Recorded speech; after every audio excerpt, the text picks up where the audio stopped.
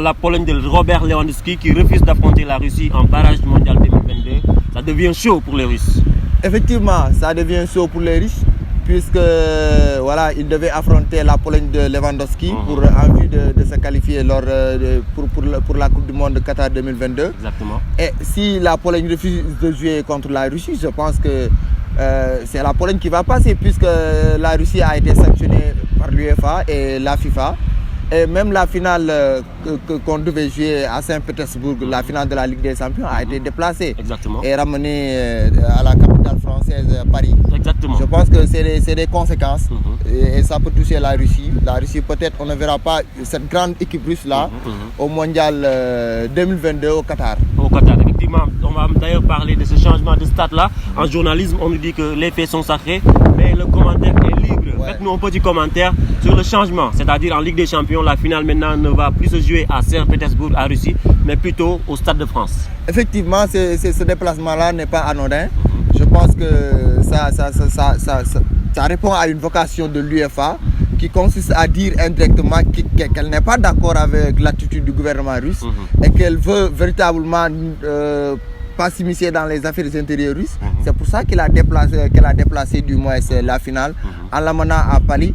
L'UEFA a posé un acte fort qui consiste à dire que le gouvernement russe, ce qu'il est en train de faire n'est pas du tout normal. N'est pas du tout normal. Ouais. Alors, chers abonnés, vous êtes en train de suivre une vidéo qui parle sur le problème russe et ukrainien.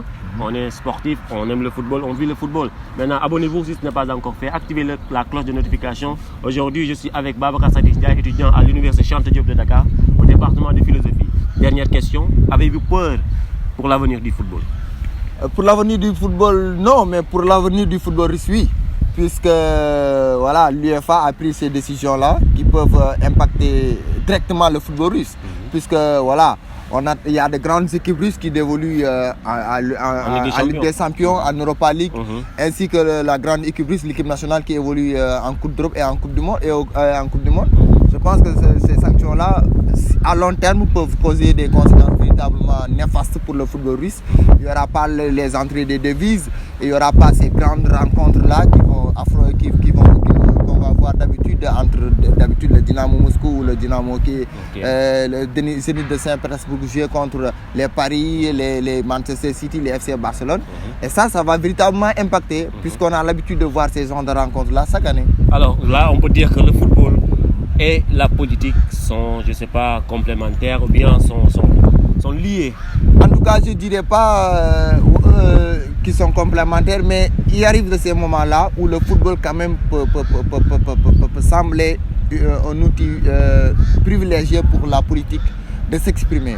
Vous avez vu que le football, ce n'est pas qu'un simple sport.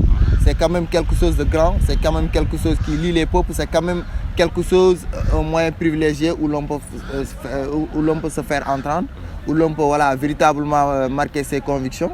Et ça, c'est l'avantage du football quand même. Mais il faut dire aussi que le football a des faiblesses. C'est-à-dire le football, de prime abord, c'était quelque chose qui fédérait les peuples.